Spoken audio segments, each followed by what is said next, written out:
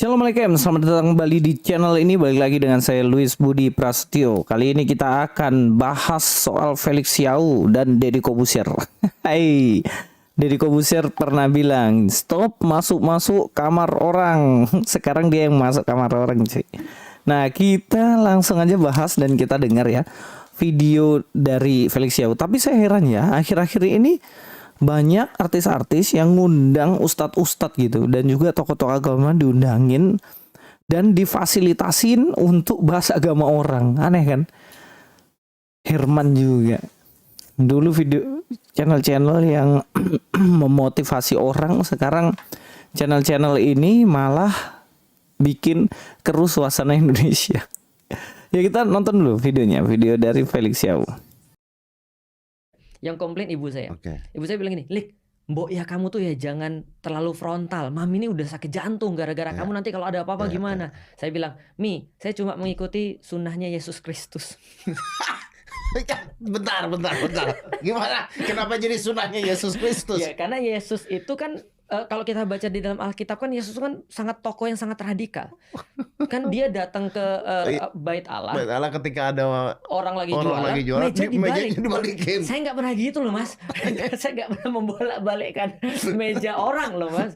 Tapi yang dilakukan oleh Yesus kan seperti saya bilang, saya melakukan itu, dan karena itulah Romawi kan akhirnya benci sama dia, karena dia provokator. Nah, jadi saya cuma mengikuti sunnah Yesus Kristus. Ibu saya bilang, beda, dia Tuhan, kamu bukan. Oh ya sudah. Ya tapi ya udahlah ya. Nah, terus kemudian bapak saya bilang, akhirnya dia menangis kan, dia bilang gini, kamu tuh Lik, ibu mau kamu ajak debat? Enggak sih, cuma guyonan aja saya. Iya, saya lihat sih Deddy Corbuzier dia ketawa bahagia ya, saking menikmatinya masuk kamar orang cuy. Kapan hari dia marah-marah ngomong, gak boleh, kamu itu Elia masuk ranah Kristen, masuk ranahnya Islam. Sekarang kamu bahas Yesus Kristus, ketawa-ketawa ngejek, Dedi. Apa-apaan dirimu ini, nggak konsisten. Nah, sekarang saya bahas Felix Xiao. Dia bawa Yesus Kristus yang radikal katanya, dan dia mengatakan bahwa dia mengikuti sunnah Yesus Kristus. Sejak kapan Yesus Kristus mengajarkan sunnah radikal? Gak ada. Radikalnya Kristen tuh ya sebenarnya. Makin radikal makin mengasihi Tuhan dan makin mengasihi musuhnya. Tapi kenapa di sini kok dia mengutip tentang Yesus yang mengobrak-abrik meja dan lain-lain? Apakah ini bentuk radikalismenya Yesus sehingga kita harus mengikuti itu seperti Felix Xiao mengikuti itu? Nah, saya Herman. Felix Xiao ini dulu ngaku mantan Kristen, mantan Katolik.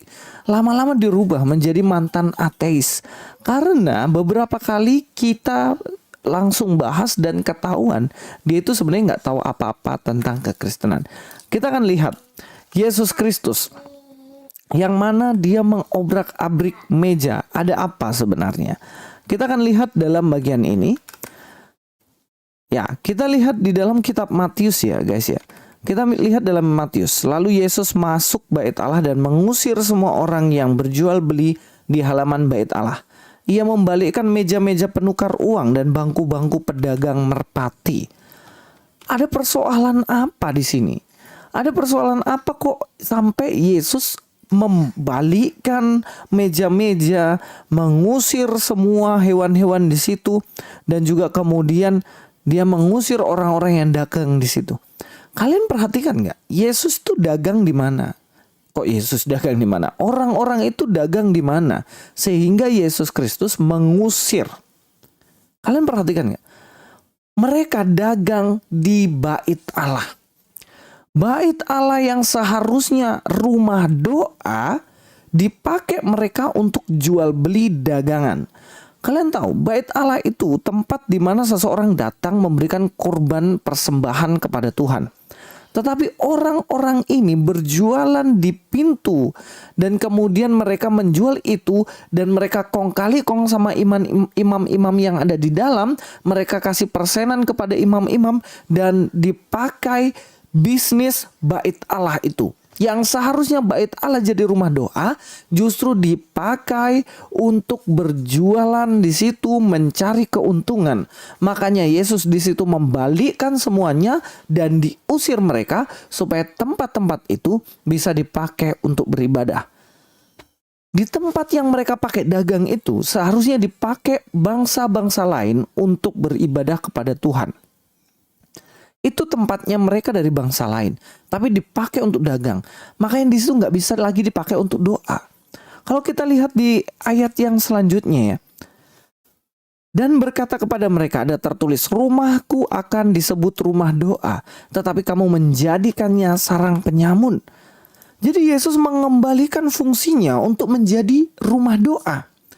Bait Allah, rumah Tuhan yang seharusnya dipakai untuk berdoa kepada Tuhan dipakai untuk dagang. Makanya Yesus kembalikan fungsinya supaya bait Allah menjadi rumah doa lagi. Beda dengan radikalmu. Radikalmu itu apa? Gereja, rumah doa yang dipakai untuk berdoa justru kamu tutup, kamu larang beribadah, diusir semua orang yang beribadah di situ supaya gereja nggak berdiri, nggak ada tempat untuk berdoa lagi. Ya kebalik dong. Yesus membuat gereja yang disalahgunakan dijadikan rumah doa lagi. Lah ini radikalismemu. Kamu tutup gereja-gereja tempat ibadah supaya bisa dipakai untuk dagang. Susah lah. Kok ngomong sunnahnya Yesus Kristus? Mau kosong itu. Iya nggak? Kalau memang kamu ikuti sunnahnya Yesus Kristus, oke lah.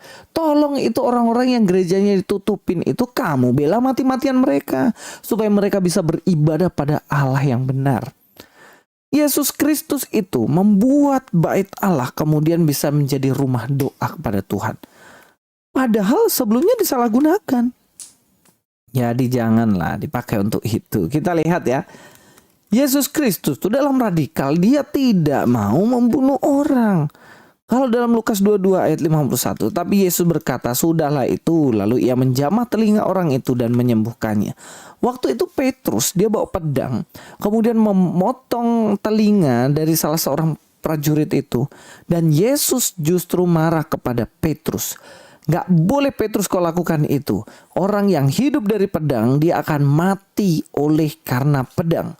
Kemudian Yesus tempel itu telinganya dan disembuhkan. Dia tidak mengajak, ayo Petrus bela saya, ayo itu potong telinganya, potong lehernya. Ada Yesus radikalnya kayak gitu. Lo enggak dong. Sepanjang Alkitab, Yesus marah itu ketika rumah Tuhan dijadikan sarang penyamun. Tapi ketika Yesus dianiaya, ketika Yesus perlakukan tidak adil, dia tidak ngamuk-ngamuk cuy. Itu yang sebenarnya diajarkan Yesus. Kalau ngaku sunnahnya Yesus, masa teriak-teriak untuk menentang orang yang gak seiman? Apa-apaan lu? Ya gak? Berusaha untuk binasakan orang ini, mereka kafir. Mana itu? Gak bisa dong. Janganlah comot-comot sembarangan. Deddy Kobusier, wah sayang sekali Anda lu. Katanya nggak boleh ngusik kamar orang. Sekarang ketawa-ketawain lagi Tuhan Yesus jadi jokes lagi. Minta ampun, minta ampun. Saya kira Anda sudah mualaf. Agama Anda tidak percaya Yesus. Kalau Felicia bilang ini, saya mengikuti sunnah Yesus Kristus. Dan Anda bilang, ya kan Yesus itu Isa. Ada nggak kisah Yesus membalikkan meja dan lain-lain itu di kitab Anda? Ada nggak? Nggak ada kan? Tidak ada, itu dalam kitabnya orang Kristen. Orang Kristen punya kitab. Jadi bukan ranah Anda masuk kamar kami cuy. Kalau ditanya, wah Louis juga ini masuk kamar orang terus, minta maaf. Saya tidak membahas kitab orang lain. Saya membela kitab saya yang dibahas semena-mena oleh kalian. Terima kasih, itu saja. Louis Prasetyo di sini. God be with you all.